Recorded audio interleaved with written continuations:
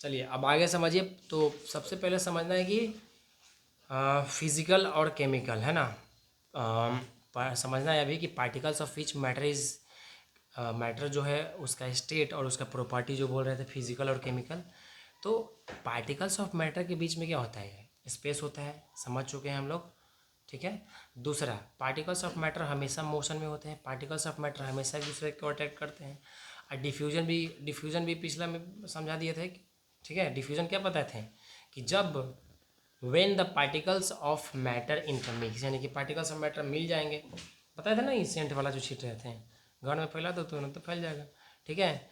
तो एक दूसरे के साथ जब इंटरमिक्स हो जाएगा यानी कि मिल जाएगा और फैल जाएगा, ठीक है, इसे क्या बोलते हैं, डिफ्यूजन। डिफ्यूजन के दौरान क्या होता है कि पार्टिकल जो है घुसते ही वो पूरा मिल जाता है, जैसे पानी में नील डालिए या फिर इंक डालिए, पूरा मिल के फैल जाएगा, है कि नहीं। The rate of diffusion increases with an increase in temperature. अब देखिए बात सही है, डिफ्यूजन कैसे बढ़ेगा, जितना ज़्यादा टेम्परेचर बढ़ाएंगे उतने बढ़ेगा, जितना तापमान बढ़ा उतने डिफ्यूजन बढ़ेगा, और जितने तापमान को कम करो उतना ही कम होगा। इसका कारण क्या है, due to increase in the kinetic energy of the particles, क्योंकि काइनेटिक एनर्जी बढ़ जाएगा, पार्टिकल्स बड़ा धाएँ धाएँ घूमने लग जाएगा, टेम्परेचर बढ़ेगा, ओह। अब वो जो पार्टिकल्स किसी आ जाएगा उस सबको मनाना बड़ा टफ हो जाता है कि नहीं, समझ गया, ये हो गया। अब चलिए अगला टॉपिक में समझते हैं हम लोग। और देखिए, can the matter change is state, क्या मैटर अपना स्टेट को बदलता है, तो वो तो आप लोग समझ चुके हैं, आराम से बदल देगा भाई। बर्फ़ को बाहर निकालिए ना, बदलेगा कि नहीं बदलेगा पता चल जाएगा यहाँ पर, ठीक है। पानी जैसे फैल जाएगा, वो देखिए सूर्य भगवान देखिए भाप बना के उड़ा देते हैं कि नहीं। एक टॉपिक है मेल्टिंग पॉइंट, ठीक है। मेल्टिंग पॉइंट, फ्यूजन और बॉइलिंग पॉइंट करके करके ध्यान से समझेंगे। क्या क्या बोले, चलिए ध्यान समझिए। तो सबसे पहले समझना है बाबू मेल्टिंग पॉइंट, जिसको हिंदी में क्या कहते हैं, गलनांक, पढ़ाए थे ना, गलनांक। यानी कि यह ऐसा टेम्परेचर, यानी कि ऐसा तापमान, वह तापमान जिस पर कोई भी सॉलिड यानी कि ठोस पदार्थ तरल, तरल मतलब क्या होता है, लिक्विड, यानी कि लिक्विड में बदल जाए, उसको क्या कहते हैं, गलनांक। जैसे बर्फ़ 0 डिग्री पर पानी बन जाता है कि नहीं, बर्फ़ 0 डिग्री सेल्सियस पर पानी बन जाती है, समझ में आ गया, कोई दिक्कत। दूसरा बॉइलिंग पॉइंट, वह तापमान जिस पर कोई तरल यानी कि कोई लिक्विड उबल कर गैस में बदल जाता है, उबल कर गैस में बदल जाता है। उसके बाद देखिए एग्जाम्पल समझिए इससे, कि पानी जो है 100 डिग्री सेल्सियस पर उबल कर भाप बन जाता है कि नहीं, सही बात है। अगला फ्यूजन, फ्यूजन को हिंदी में कहते हैं गलन या फिर पिघलना। फ्यूजन क्या होता है कि कोई भी ठोस पदार्थ बाबू, ठोस पदार्थ का तरल यानी कि लिक्विड में बदलने का प्रक्रिया को क्या कहते हैं, फ्यूजन। जैसे बर्फ़ का पानी में पानी बनना क्या कहलाता है, फ्यूजन। जिंदगी भर याद रहना चाहिए ये सब टॉपिक पढ़ने के बाद, बता दे रहे हैं। पदार्थ किसे कहते हैं, पदार्थ का अवस्था किस किस में बदलता है, फिजिकल प्रॉपर्टी क्या होता है, केमिकल प्रॉपर्टी क्या होता है, एग्जाम्पल क्या होता है, ठीक है। उसके बाद अभी जो जो समझा रहे हैं, फ्यूजन, डिफ्यूजन और गलनांक, ठीक है, या फिर गलन या फिर गुप्त ऊष्मा या गुप्त ऊष्मा का वाष्पन, ठीक है। और बाकी जो बिहार बोर्ड वाले हैं बाबू, हिंदी में गलनांक, क्वथनांक, पिघलना, ये सब चीज़ आप लोग याद रखेंगे एकदम। आगे समझिए। तो बर्फ़ का पानी बनना फ्यूजन कहलाएगा, ठीक है, क्योंकि ठोस पदार्थ लिक्विड में बदल जाएगा, है ना। अगला लेटेंट हीट ऑफ फ्यूजन कहा जाता है, यानी कि गुप्त ऊष्मा। किसी ठोस पदार्थ यानी कि कोई सॉलिड पदार्थ को उसके गलनांक पर बिना तापमान बदले लिक्विड में बदलने का प्रक्रिया, ठीक है, बदलने के लिए जिस हीट का जरूरत पड़ता है उसको क्या कहते हैं, लेटेंट हीट ऑफ फ्यूजन। मतलब सिंपल सा बात है कि अभी जस्ट आप समझे थे, सबसे पहला क्या समझे थे, फिर से एक बार बता देते हैं। सबसे पहला बताए थे मेल्टिंग पॉइंट यानी कि गलनांक, वह टेम्परेचर जहाँ पे कोई भी सॉलिड क्या होगा, लिक्विड में कन्वर्ट हो जाएगा। जैसे 0 डिग्री पर पानी, बर्फ़ जो है पानी बन जाता है। बॉइलिंग पॉइंट की जिस पे पानी खौलने लग जाता है 100 डिग्री सेल्सियस पे। तीसरा फ्यूजन यानी कि गलनांक, ठोस पदार्थ का तरल में बदलना यानी कि सॉलिड से लिक्विड में बदलना, इस प्रक्रिया को क्या कहते हैं, फ्यूजन। और लेटेंट हीट ऑफ फ्यूजन क्या है कि कोई सॉलिड पदार्थ है उसका गलनांक, गलनांक मतलब जस्ट अभी क्या बताए थे, फ्यूजन होना, फ्यूज होना, ठीक है, जो सॉलिड से लिक्विड में जो बदल रहा था, सॉलिड से लिक्विड में जो बदल रहा है उस बदलने के लिए जिस हीट का ज़रूरत पड़ता है, जिस हीट का ज़रूरत पड़ता है यानी कि ऊष्मा, यानी जो गर्मी की ज़रूरत पड़ता है उसे वो क्या कहते हैं, गलन की गुप्त ऊष्मा यानी कि लैटेंट हीट ऑफ फ्यूजन। अगला एक टॉपिक है latent heat of vaporisation, Hindi में कहा जाता है बाबू गुप्त ऊष्मा वाष्पन। मतलब कि किसी भी तरल यानी कि कोई लिक्विड को उसका क्वथनांक पर बिना टेम्परेचर बदले गैस में बदलने के लिए जितना भी आपको ऊष्मा यानी कि हीट चाहिए उसे वो क्या कहते हैं, वाष्पन की गुप्त ऊष्मा। यानी सीधा सीधा बात क्या समझ रहे हैं आप लोग बताइए, सीधा सीधा तो यही समझ रहे हैं कि गलनांक क्या है, ठोस से तरल में बदलेगा, सॉलिड से लिक्विड में बदलेगा, ठीक है। क्वथनांक क्या होगा, लिक्विड से गैस में बदलेगा। फ्यूजन क्या था, पिघलने की प्रक्रिया थी, ठीक है। लैटेंट हीट क्या था, तापमान बदले बिना अवस्था बदलने लगी वाली ऊष्मा यानी कि हीट जो चाहिए। लैटेंट हीट मतलब क्या है कि उस वो तापमान चाहिए जिस पे क्या हो जाए, कोई सॉलिड पिघल जाए, बस सिंपल बात। नाम ही सबका ऐसा ऐसा है कि क्या बताइए अब। चलिए तो अब ध्यान से समझिए, जैसे बताइएगा आप लोग इंग्लिश में ध्यान समझिएगा कि इंग्लिश में बोला जाता है डिपोजिशन। जैसे अगर कोई बर्फ़ है, बर्फ़ से पानी में बदलेगा तो उसको क्या कहेंगे, सब्लिमेशन। इंग्लिश में क्या कहेंगे, सब्लिमेशन। सॉलिड से किस में जाएगा, लिक्विड में जाएगा, अब हो जाएगा सब्लिमेशन। वाह वाह। तब बताओ तो बर्फ़ से पानी बनेगा तो क्या कहलाएगा, मेल्टिंग, पिघलना, पिघल ना रहा है जी। अगर वही पानी बर्फ़ बन जाएगा तो क्या कहेंगे उसको, फ्रीजिंग। क्या कहेंगे, फ्रीजिंग। लेकिन अब पानी भाप भर के उड़ जाएगा तो उसको क्या कहेंगे, वाष्पीकरण यानी कि इवेपोरेशन। लेकिन भाप आएगा, धीरे धीरे पानी बनेगा तो वो क्या कहलाएगा बाबू, कंडेंसेशन इंग्लिश में कहा जाता है, कंडेंसेशन।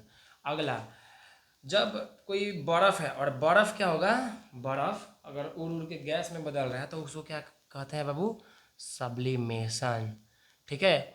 और अगर कोई गैस है तो गैस धीरे धीरे क्या हो रहा है, मान के चलो गैस जैसे गैस चूल्हा वूल्हा बंद करते तो धीरे धीरे होकर ठंडा हो जाता है, तो धीरे धीरे देखते नहीं है टाइट हो जाता है, एकदम जम जाता है, तो वो जमने को क्या कहा जाता है, डिपोजिशन। इंग्लिश में तुम लोग याद रखना, डिपोजिशन, डिपॉजिट यानी कि जमा होना। समझ में आ गया। तो ये सब टॉपिक आप लोग समझ गए हैं, कोई दिक्कत नहीं है, ठीक है। तो लगभग ये वाला लेसन हम लोग कवर कर लिए हैं, ज़्यादा इसमें कुछ बाकी नहीं है।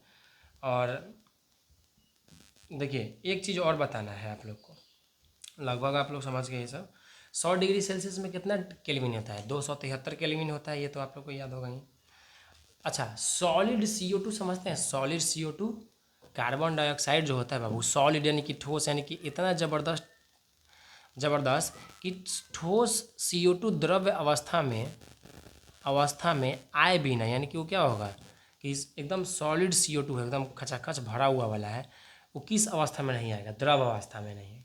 तो द्रव अवस्था में बिना सीधा गैस में चेंज हो जाता है। यही कारण है कि जो सॉलिड कार्बन डाइऑक्साइड होता है ना, जिसको ठोस कार्बन डाइऑक्साइड कहा जाता है, इस वजह से उसका नाम हो जाता है ड्राई आइस। ड्राई आइस मतलब ड्राई आइस ऐसा होता है, मतलब बहुत खतरनाक होता है ड्राई आइस, मतलब एकदम बर्फ़ हो जाता है, बहुत खतरनाक बर्फ़ हो जाता है, समझी। तो वो क्या होता है कि अब जैसे बर्फ़ का तो काम है कि पिघल जाना, वो गदा पिघल भी नहीं करता है, समझ में आ गया। वो पिघलने बिना क्या होता है, धीरे धीरे पूरा एकदम रहते रहते पूरा इथी में इसमें कन्वर्ट हो जाता है, किस में, गैस में। भाप धुआं निकलता है, देखता है कैसे, ऐसे हाँ भाप टाइप का निकलता है, समझ में आ रहा है ना। हाँ तो ये समझ गई।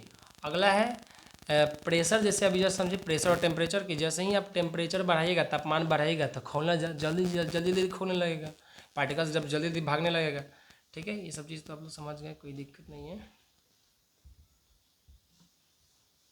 चलिए तो ये चैप्टर बाबू आप सब लोग का कंप्लीट हो गया है।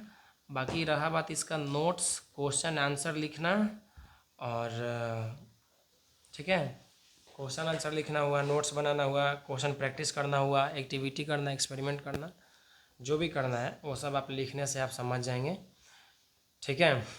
लेकिन एगो टॉपिक उसमें का लास्ट एगो याद रखिएगा, कहीं कभी कभी क्वेश्चन पूछ देता है प्लाज्मा। तो प्लाज्मा पदार्थ का चौथा अवस्था होता है, प्लाज्मा चौथा अवस्था होता है, और पांचवा क्या होता है, बीईसी होता है। बीईसी मतलब समझते हैं? हैं? बीईसी मतलब जानती है बाबू? अभी जस्ट थोड़ा देर पहले बताए थे, बताओ। हम्म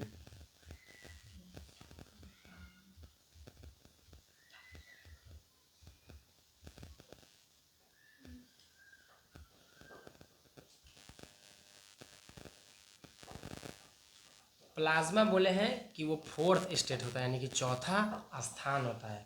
उसमें गर्मी बहुत ज़्यादा होता है, मतलब समझी, गर्मी क्या होता है, एकदम सुपर हीटेड होता है, उसमें एनर्जी बहुत ज़्यादा होता है। ठीक है। इंग्लिश में इसके लिए वर्ड इस्तेमाल किया जाता है आयोनाइज्ड गैस। समझ में आ गया? मतलब बहुत ज़्यादा गर्म होता है कौन, प्लाज्मा, क्योंकि उसमें सुपर हीट बहुत ज़्यादा होता है और एनर्जी बहुत ज़्यादा होता है। लेकिन बीईसी क्या होता है, बीईसी बोस आइंस्टाइन कंडेंसेट, ये सुपर कूल्ड सेपरेशन, बहुत ज़्यादा ठंडा हो जाता है। समझ में आ गया? तो थोड़ा सा इसके बारे में अच्छा से समझ लीजिए आप लोग। प्लाज्मा चौथा अवस्था है, चौथा अवस्था है, मतलब ऐसे समझिए कि मतलब जस्ट सोचिए थोड़ा दिमाग में कि गैस जो बहुत ज़्यादा गर्म है, hot that the electrons are stripped from away their atom, मतलब इतना गर्म है, इतना गर्म है, इतना गर्म है कि जैसे कैसे होता है कि जैसे गर्मी लगता है तो हम कहते हैं दूर हट, दूर हट, हट हट, नहीं हवा नहीं खिलागा तो अपने हवा। ठीक है। तो ऐसा होने लगता है, इतना गर्मी हो जाता है इन लोग के बीच में। तो इलेक्ट्रॉन्स अलग वर्ड में कहा जाता है इलेक्ट्रॉन्स, तो ये सबसे देखना इलेक्ट्रॉन्स इनका बाल बुतरू सब अलग अलग हो जाता है। समझ में आ गया? ठीक है। तो क्या होता है, अलग अलग हो जाता है। तो ये क्या है, मतलब अपने मेन एटम से ये क्या हो रहा है, इलेक्ट्रॉन्स दूर हो रहा है। तो यही क्या है, प्लाज्मा है। यही क्या है, प्लाज्मा। यही आयोनाइज्ड गैस में फ्री इलेक्ट्रॉन्स और पॉजिटिव आयन पाए जाते हैं। फ्री इलेक्ट्रॉन्स और पॉजिटिव आयन। ठीक है, इंग्लिश में आप लोग याद रखिएगा। मेन बस इसमें बात बस यही होता है बाबू कि एटम क्या करता है, अपना इलेक्ट्रॉन लूज करता है गर्मी बढ़ने के कारण। ठीक है। और क्रिएटिंग चार्ज्ड पार्टिकल। ठीक है। मतलब सिंपल बात हम ये समझाना चाह रहे हैं, थोड़ा सा अभी आप लोगों को समझने में डिफिकल्ट आ रहा होगा, बट अभी जस्ट समझाएं कि प्लाज्मा क्या है, चौथा अवस्था है किसका, पदार्थ का, यानी कि वस्तु का, जिसमें हम लोग क्या सोचे हैं, क्या समझें कि कोई भी एक गैस है, तो उसका गैस इतना ज़्यादा गर्मी हो गया कि उसके अंदर वो सब अपना एक दूसरे से अलग हो रहा है, अपने एटम से अलग हो रहा है, वही क्या है, प्लाज्मा है। क्योंकि अभी जस्ट बताया था इसमें गर्मी बहुत ज़्यादा होता है, अलग होबे करेगा। तो इसमें फ्री इलेक्ट्रॉन्स पाए जाते हैं और पॉजिटिव आयंस पाए जाते हैं। समझ में आ गया? तो वही सब जो जो उसके अंदर आयंस पाए जाते हैं वो सब क्या होता है, अलग अलग हो जाता है, दूर दूर हो जाता है। इसका देखिए ये पाया कहाँ जाता है, पहले ये समझिए। It is the main most common state of matter in universe में सबसे ज़्यादा ये पाया जाता है, जैसे स्टार, सोलर, वाइंड, हवा जो तेज़ तेज़ पवन चलता है, या फिर जब जैसे जब लाइटनिंग होता है देखना, और जो चमकता है घाटा वो। ठीक है। उसके बाद आपका ये है फ्लेम दिया है, फ्लेम समझती है ना, जो छोटा छोटा करके जो आग उग लगता है वो सब। तो ये सब ज़्यादातर कहाँ पाया जाता है, वहाँ पे जहाँ पे एकदम छोटा सा एक माचिस मारो तुरंत आग पकड़ लेगा, नहीं पकड़ रहता है। कैसे, क्या मान के चलो अभी गर्मी है, पूरा गर्मी बढ़ गया है, अब मार दो माचिस पूरा जल जाएगा कि नहीं तुरंत है, ऐसा है, बस नॉर्मल बात है। तो ये सब ज़्यादातर यूनिवर्स वाले में होता है, आप लोग एग्जाम्पल में याद रखेंगे। ठीक है। बाकी डिटेल कॉन्सेप्ट तो आगे हम लोग देखते करेंगे। अब देखिए सबसे मेन इसमें तीन गो पॉइंट समझिएगा। इसमें एनर्जी क्या होता है बाबू, एनर्जी ऊर्जा कैसा रहेगा, बहुत ज़्यादा ऊर्जा रहेगा। और कौन सा ऊर्जा पाया जाएगा इसमें, तो occurs at extremely high temperature. इसमें सीधे सीधे बात याद रखिएगा कि एनर्जी बहुत ज़्यादा एकदम एक्सट्रीम हाई लेवल पे होता है। कंडक्टिविटी क्या होता है कि ये क्या हो सकता है कि कंडक्ट इलेक्ट्रिसिटी एंड, मतलब इसमें क्या होता है कि इससे बिजली भी बन सकता है, गर्म हो जाएगा तो फिर बिजली बनाना आसान हो जाएगा। एंड रिस्पॉन्ड टू मैग्नेटिक या इलेक्ट्रिक फील्ड, और इलेक्ट्रिक फील्ड हो या फिर मैग्नेटिक चुंबक वाला फील्ड हो उसको भी अट्रैक्ट करेगा कि आओ तुमको भी चिपका लेंगे इसी में। समझ में आ गया? तो ये है। इसमें क्या करता है, एटम क्या करता है, इलेक्ट्रॉन्स अपना लूज करता है, हटा देता है बेचारा, उसका पार्टिकल्स हट जाता है वहाँ से। ठीक है। अब हटने के बाद क्रिएटिंग चार्ज पार्टिकल, तब उसका चार्ज पार्टिकल्स क्या होता है, धीरे धीरे देखता है कि हम अलग हो गए हैं, अब हमको कुछ ना कुछ करना पड़ेगा, तब जाके धीरे धीरे क्या होता है, वो सब भी चार्ज हो जाता है। समझ में आ गया? अगला बीईसी बोस आइंस्टाइन कंडेंसेट, जो कि पांचवा स्टेट है, जो बहुत ज़्यादा ठंडा होता है। इनका ये जो है सत्येंद्र नाथ बोस के द्वारा और अल्बर्ट आइंस्टाइन के द्वारा 1920 में ये कंसेप्ट बनाया गया था। ठीक है। इसमें क्या था कि ये happens when specific atoms are cooled. ये कब हुआ था, जब कोई एटम एकदम ठंडा हो गया, एकदम ठंडा हो गया है, मतलब लगभग लगभग 0 केल्विन हो गया है। जैसे देखो अभी जस्ट बताए थे कि अभी जस्ट बताए थे ना कि 0 डिग्री सेल्सियस में कितना केल्विन, 273 केल्विन। तो 0 डिग्री केल्विन में कितना होता है पता है, -273.15 सेल्सियस। बाप रे, सोचो भाई सेल्सियस में जा रहा है तो कितना माइनस चल रहा है, -273 एकदम अंदर, कितना अंदर समझ रही है, 0 केल्विन के बराबर, उतना ज़्यादा ठंडा, मतलब बहुत ज़्यादा ठंडा हो जाता है। अब इसमें काइनेटिक एनर्जी होगा नहीं होगा, एकदम बेचारा ठंडा है, इतना ठंडा है कि वो सब घूम ही नहीं पाएगा। ठीक है, क्वांटम इसमें मर्जिंग आ जाता है कि इसमें क्या होता है कि वो सब अपना पहचाने भूल जाता है। उसमें कौन भूलेगा, उसके अंदर का जो आइटम रहता है वो भूल जाता है कि हम कहाँ हैं, क्या थे या क्या नहीं थे। समझ में गया? ठीक है, and merge into one single atom, यानी कि एक ही में वो सब मिल जाता है, और उसको क्या कहा जाता है, सुपर एटम या फिर जायंट वेव के नाम से भी जाना जाता है। ठीक है, अगला माइक्रोस्कोपिक क्वांटम इफेक्ट कहा जाता है। तो ये क्वांटम मैकेनिक एक मतलब नया अभी हाल फिलहाल में एक टॉपिक आया है। वो धीरे धीरे क्या है कि मतलब क्वांटम मैकेनिक्स जो लोग कर रहे थे वो लोगों को क्वांटम मैकेनिक्स के हिसाब से वो आँख से दिखाई दे दिया है। कौन? BEC, जो इतना माइनस में भी होता है, और इतना माइनस में होता है जहाँ पर टेम्परेचर एकदम कितना होता है, -273.15 केल्विन। समझ में आ गया? इतना ठंडा होता है फिर भी। समझ में गया? अगला, तो ये पाया कहाँ जाता है, अगर क्वेश्चन पूछेगा तो आप लोग याद रखिएगा, only created in highly specialize laboratory setting. Laboratory जो लैब में जो करते हैं वहाँ पे ये सब चीज़ पाया जा सकता है, अब बाकी नेचर में ये सब ज़्यादातर होता है। समझ में आ गया? चलिए ठीक है, बाकी आप लोग कुछ दिक्कत होगा तो आप लोग व्हाट्सअप या ऑनलाइन में जोड़ के पूछ सकते हैं। बाकी नोट्स लिखिएगा, क्वेश्चन से लिखिएगा तो बहुत सारा चीज़ क्लियर हो जाएगा, ऐसा बात नहीं होगा। ठीक है, बाकी चलिए ठीक है, फिर अगले वीडियो में मिलते हैं।